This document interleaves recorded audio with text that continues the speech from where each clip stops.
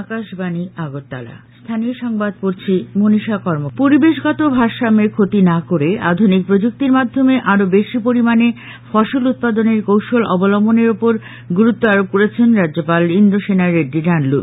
গতকাল লেম্বুছড়ায় কৃষি মহাবিদ্যালয়ে জলবায়ু সহনশীল স্থিতিস্থাপক কৃষি ব্যবস্থায় আধুনিক ও অভিনব পদ্ধতি ও গাছের স্বাস্থ্য বিষয়ক জাতীয় পর্যায়ের এক সম্মেলনের উদ্বোধন করে রাজ্যপাল একথা বলেন। তিনি উদ্ভাবিত কৃষি ও চাষ পদ্ধতির সুফল গ্রামীণ স্তরে পৌঁছে দিতে কৃষি বিজ্ঞান কেন্দ্রগুলোর সঙ্গে প্রতিনিয়ত যোগাযোগ রাখার জন্য কৃষিবিদদের পরামর্শ দেন।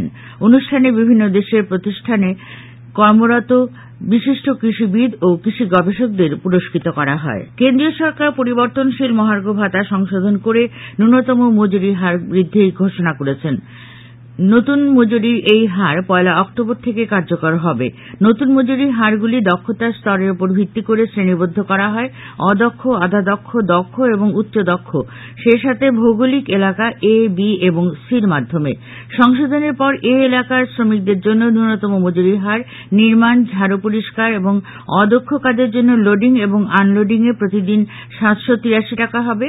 আধা দক্ষ শ্রমিকদের জন্য ন্যূনতম মজুরি হবে প্রতিদিন 868 টাকা এবং দক্ষ কেরানি এবং ওয়াশ অ্যান্ড ওয়ার্ডের অস্ত্র ছাড়া ন্যূনতম মজুরি হবে 954 টাকা। অত্যন্ত দক্ষ শ্রমিক এবং ওয়াশ অ্যান্ড ওয়ার্ড অস্ত্রসহ জন্য সংশোধিত মজুরি হবে প্রতিদিন 1035 টাকা। ত্রিপুরা হাইকোর্টের বিচারপতি টি অমরনাথ গৌর বলেছেন, ত্রিপুরায় বন্যার মধ্যে যেভাবে আইনি স্বেচ্ছাসেবকরা কাজ করেছেন তা দেশে নজির সৃষ্টি করেছে। গতকাল আগরতলায় রাজ্য আইন সেবা কর্তৃপক্ষের কনফারেন্স হলে আয়োজিত আইনি স্বেচ্ছাসেবকদের সম্বর্ধনা অনুষ্ঠানে বিচারপতি শ্রী গৌর আরও বলেন, বন্যা কবলিত মানুষদের উদ্ধারের পাশাপাশি আইন সেবা কর্তৃপক্ষ তাদের হারিয়ে যাওয়া প্রয়োজনীয় নথি বের করতে সাহায্য করেছেন। শুধুমাত্র গোমতী জেলায় 211টি পরিবারকে নানাভাবে সহযোগিতা করেছেন আইনি স্বেচ্ছাসেবকরা। অনুষ্ঠানে 16 জন আইনি স্বেচ্ছাসেবককে সম্বর্ধনা দেওয়া হয়। অনুষ্ঠানে আইনি সেবা কর্তৃপক্ষের কার্যকলাপ নিয়ে একটি তথ্যচিত্র দেখানো হয়। অনুষ্ঠানে উপস্থিত ছিলেন পশ্চিম জেলার জেলাশাসক সুভাষিস শর্মা রায়, আইন সেবা কর্তৃপক্ষের সদস্য সচিব ঝুমা দত্ত চৌধুরী প্রমুখ। বাংলাদেশের সংখ্যালঘু অংশের মানুষের ওপর হামলার প্রতিবাদে এবং কৈবল্যধামের মহন্ত মহারাজ কালীপদ ভট্টাচার্যের ওপর আক্রমণের প্রতিবাদে গতকাল বিলোনিয়া মহকুমার বড়পাথারি রামঠাকুর আশ্রম কমিটির উদ্যোগে এক বিক্ষোভ মিছিল অনুষ্ঠিত হয়। মিছিলটি এলাকার বিভিন্ন পথ পরিক্রমা করে রামঠাকুর আশ্রমে গিয়ে শেষ হয়। পুতুল নাচের মাধ্যমে আইনি সচেতনতা বাড়ানোর উদ্যোগ নিল পশ্চিম জেলা আইন সেবা কর্তৃপক্ষ। পিএলভি রাজীব কুমার পাল জানান, গতকাল জিরানিয়া এবং মোহনপুর বাজারে পুতুল নাচের 2টি অনুষ্ঠান হয়েছে। পুতুল নাচের মাধ্যমে কারা কারা বিনামূল্যে আইনি সহায়তা পাবেন তা জানানো হয়েছে। এ ধরনের উদ্যোগ আরও হবে বলে তিনি জানান।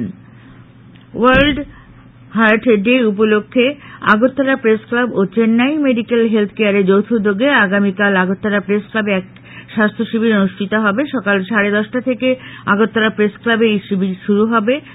সাংবাদিক এবং তাদের পরিবারের সদস্যদের এই শিবিরে চিকিৎসার সুযোগ নেওয়ার জন্য অনুরোধ করা হয়েছে।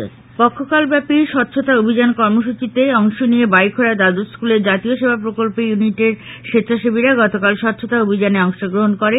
স্বেচ্ছাসেবীরা বাইখোড়া বাজার ও মহামুনি বৌদ্ধ মন্দির চত্বর পর্যন্ত সাফাই করেন। স্কুলের এনএসএস ইউনিটের পক্ষ থেকে এ খবর জানানো হয়েছে। ফুটবল মাঠের পরিস্থিতি কোনোভাবেই কলুষিত করতে দেওয়া হবে না।